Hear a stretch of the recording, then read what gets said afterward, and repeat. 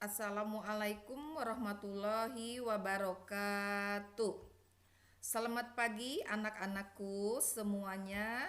Semoga kalian dalam keadaan sehat walafiat dan selalu dalam lindungan Allah Subhanahu wa taala. Amin ya Allah ya robbal alamin. Pada hari ini Ibu akan memberikan materi tentang teks cerita pendek. Sebelum ke materi, Ibu akan memberitahukan dulu kompetensi dasar dan indikator. Kompetensi dasar 3.5 mengidentifikasi unsur pembangun karya sastra dalam teks cerita pendek yang dibaca atau didengar. 4.5 menyimpulkan unsur-unsur pembangun karya sastra dengan bukti yang mendukung dari cerita pendek yang dibaca atau didengar. Indikator 1. Peserta didik dapat menjelaskan pengertian cerita pendek. 2. Peserta didik dapat menjelaskan perbedaan cerita pendek. 3. Peserta didik dapat menyebutkan ciri-ciri cerita pendek. 4. Peserta didik dapat menjelaskan unsur-unsur pembangun teks cerita pendek. Dan 5. Peserta didik dapat menyimpulkan unsur-unsur pembangun teks cerita pendek. Sebelum ke materi, Ibu akan kita langsung saja ya. Kita langsung saja ke materi pembahasan tentang definisi, pembedaan, dan ciri-ciri teks cerita pendek. Dari definisi cerita pendek, ada 3 ahli yang mendefinisikannya, yaitu 1 dari Burhan Nurgiantoro, 2 dari HB Yasin, 3 dari JS Badudu. Yang pertama dari Burhan Nurgiantoro dijelaskan bahwa cerita pendek adalah sebuah cerita yang selesai dibaca dalam sekali duduk, kira-kira berkisar antara setengah sampai 2 jam. Yang kedua, menurut HB Yasin, cerpen adalah sebuah cerita singkat yang harus memiliki bagian terpenting, yaitu perkenalan, pertikaian, dan penyelesaian. Dan yang ketiga, menurut JS Badudu, cerpen adalah cerita yang hanya menjurus serta terfokus pada satu peristiwa saja. Nah, dari ketiga definisi tersebut, secara umum cerita pendek adalah jenis karya sastra yang berbentuk prosa naratif fiktif atau fiksi, di mana isinya menceritakan atau menggambarkan kisah suatu tokoh beserta segala konflik dan penyelesaiannya yang ditulis secara singkat dan padat. Nah, itu adalah secara umum pengertian atau definisi dari cerita pendek. Nah, di sini ada pembeda cerita pendek. Pertama, berdasarkan panjang pendek. Yang kedua, berdasarkan tema dan isi. Berdasarkan panjang pendek sebuah cerita bervariasi. Ada cerpen sangat pendek atau short story.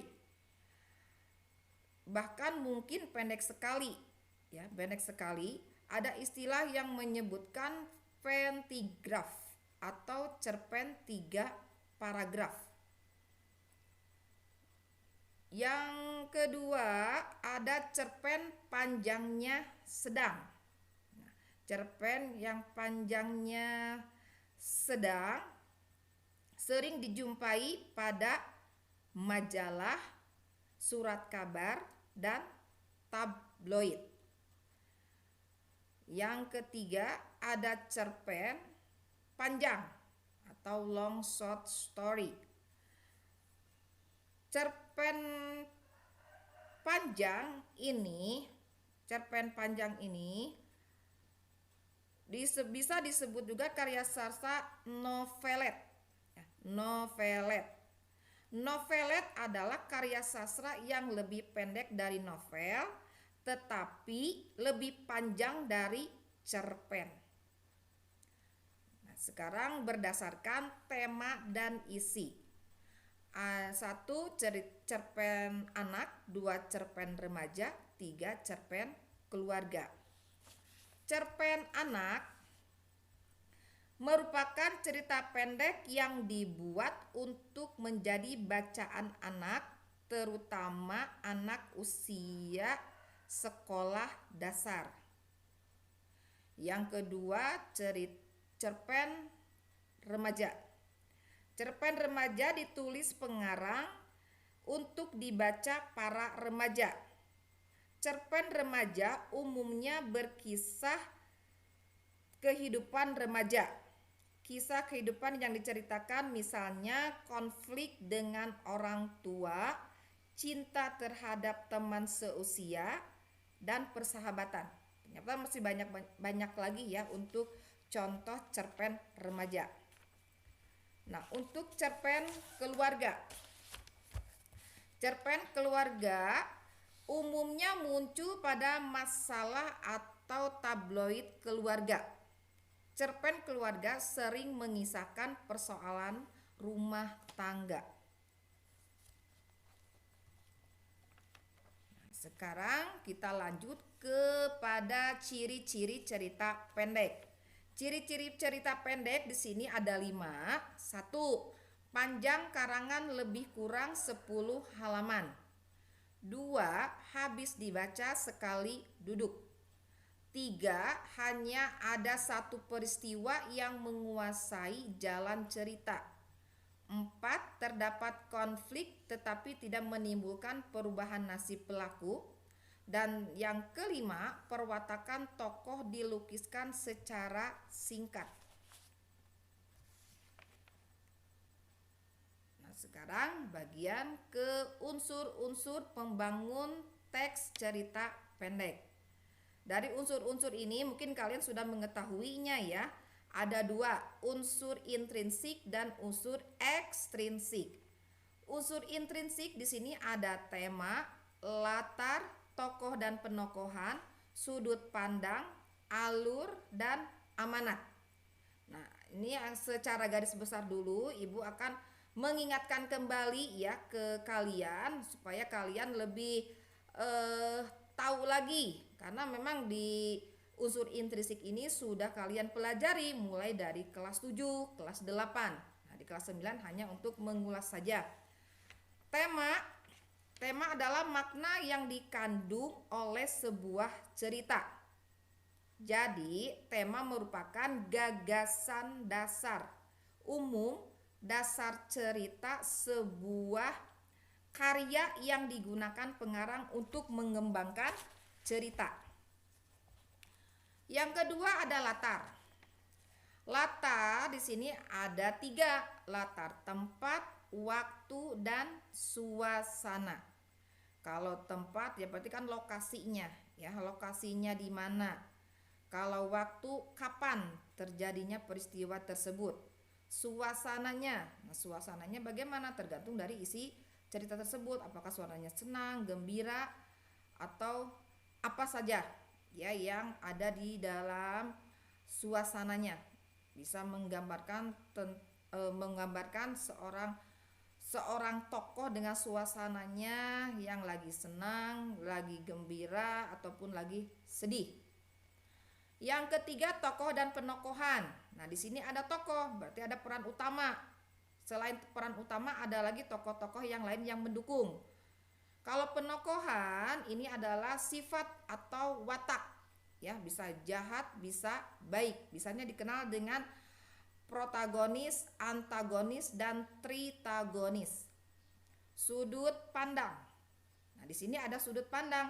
Sudut pandang atau nama lain adalah point of view, yang merupakan cara pengarang digunakan sebagai sarana untuk menyajikan tokoh, tindakan, latar, dan berbagai peristiwa yang membentuk cerita. Nah, di sini Ibu akan menjabarkan dulu tentang sudut pandang. Biasanya suka ada anak yang masih bingung dengan sudut pandang, ya. Satu, sudut pandang orang pertama pelaku utama. Sudut pandang orang pertama sebagai pelaku utama umumnya menggunakan kata ganti seperti aku atau saya pada tokoh utama cerita. Yang kedua, sudut pandang orang pertama sebagai pelaku sampingan. Sudut pandang ini mengetahui segala peristiwa yang dialami tokoh dan tingkah laku tokoh. Dalam sudut pandang ini, pengarang bercerita tetapi posisinya dalam cerita bukanlah sebagai tokoh utama. Yang ketiga, sudut pandang orang ketiga serba tahu.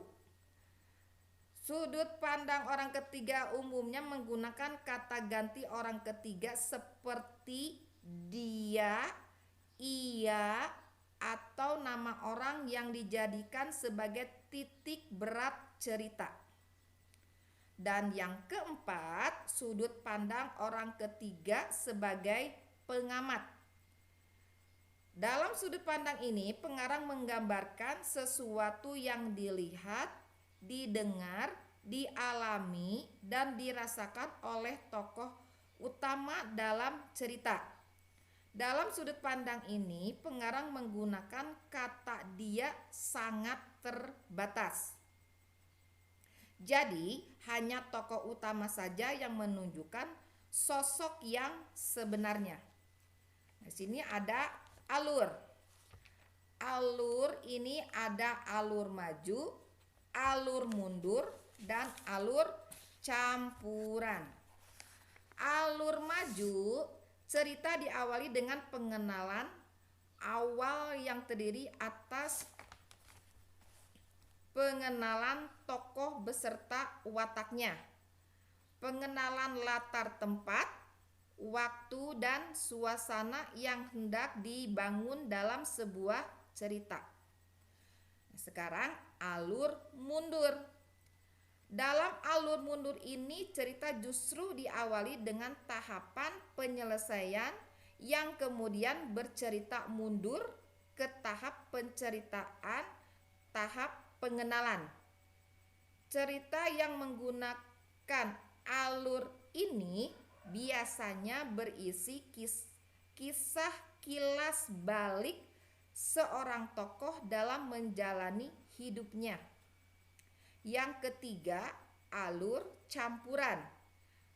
Alur ini tahap klimaks yang telah dipaparkan di awal cerita, kemudian dimundurkan ke tahap pengenalan masalah. Paparan ini bertujuan agar pembaca bisa tahu asal mula adanya konflik di cerita tersebut. Setelah itu, baru dinaikkan ke tahap anti klimaks dan berakhir di tahap penyelesaian. Lanjut sekarang ke bagian yang terakhir, ada amanat. Amanat atau pesan yang ingin disampaikan dalam sebuah cerita. Pesan yang ingin disampaikan pengarang disebut pesan moral. Pesan moral tersebut dapat berupa penerapan sikap dan tingkah laku para tokoh yang terdapat pada sebuah cerita. Melalui cerita, sikap dan tingkah laku tokoh-tokoh tersebut diharapkan dapat menyajikan hikmah. Lalu di sini ada unsur ekstrinsik. Berarti kalau unsur ekstrinsik berarti ada di luar, ya, di luar cerita. 1. Bahasa, 2. Nilai-nilai, yang ketiga latar belakang pengarang. Bahasa. Ibu akan jelaskan dulu. Yang pertama adalah bahasa. Bahasa merupakan sarana yang digunakan dalam karya sastra. Bahasa yang digunakan dalam sebuah karya sastra dipengaruhi oleh bahasa pengarang. Unsur bahasa daerah dimungkinkan masuk ke karya sastra tersebut. Bahasa pengarang berkaitan erat dengan unsur ekstrinsik.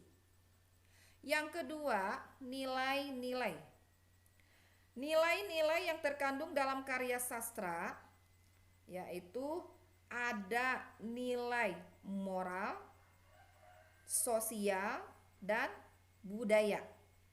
Ibu akan jabarkan dulu dari 3 nilai ini. Yang pertama, nilai moral merupakan nilai kehidupan. Nilai kehidupan berkaitan dengan akhlak atau budi pekerti, baik dan buruk. Contoh, nilai moral yaitu berbakti kepada orang tua, jujur, sabar, dan ikhlas. Lalu nilai sosial merupakan nilai kehidupan yang terkait dengan norma atau aturan dalam kehidupan bermasyarakat. Nilai sosial berhubungan dengan orang lain. Contoh nilai sosial saling memberi, tenggang rasa, dan saling menghormati pendapat orang lain. Yang ketiga, nilai budaya merupakan nilai-nilai berkaitan dengan kebiasaan atau tradisi yang berlaku dalam masyarakat. Contoh nilai budaya yaitu adat istiadat perkawinan atau kematian, adat dan cara berpakaian, budaya kesenian, dan upacara adat. 4. Nilai religi merupakan nilai berkaitan dengan kehidupan beragama. Contoh nilai religi yaitu cara beribadah kepada Tuhan dan sistem kepercayaan. 5. Nilai politik merupakan nilai-nilai berkaitan dengan gejolak tata pemerintahan di suatu daerah. Gejolak tersebut menjadi latar cerita. Latar peristiwa politik dijadikan salah satu dokumen sejarah bangsa. Yang ketiga, latar belakang pengarang. Latar belakang pengarang meliputi pemahaman kita terhadap sejarah hidup pengarang dan juga sejarah hasil karangan-karangan yang ditulis pengarang sebelumnya. Latar belakang pengarang terdiri atas biografi pengarang, kondisi psikologis pengarang, dan aliran sastra yang dianut pengarang. Nah, sekarang masuk ke kesimpulan unsur-unsur pembangun teks cerita pendek beserta buktinya. Di sini ada 2. 1. Hubungan antar unsur pembangun dalam cerita pendek. 2. Bukti keterkaitan antar unsur pembangun dalam cerita pendek. Nah, untuk hubungan antar unsur pembangun dalam cerita pendek, unsur-unsur pembangun dalam teks cerita pendek memiliki keterkaitan satu sama lainnya. Keterkaitan unsur-unsur pembangun cerita pendek tersebut tidak bisa dipisahkan satu sama lain. Yang kedua, bukti keterkaitan antar unsur pembangun dalam teks cerita pendek. Keterkaitannya unsur tema dengan amanat ini harus dibuktikan dengan cerita pendek yang diceritakan. 2. Keterkaitan antar unsur alur cerita dengan latar cerita dibuktikan juga dengan jalannya cerita. Yang ketiga, keterkaitan unsur penokohan dengan amanat ditunjukkan dalam cerita yang menceritakan tokoh. Nah, materi yang sudah Ibu sampaikan, apabila ada yang mau ditanyakan, silahkan ya. Kurang lebihnya Ibu mohon maaf. Wabillahi taufiq wal hidayah. Wassalamualaikum warahmatullahi wabarakatuh.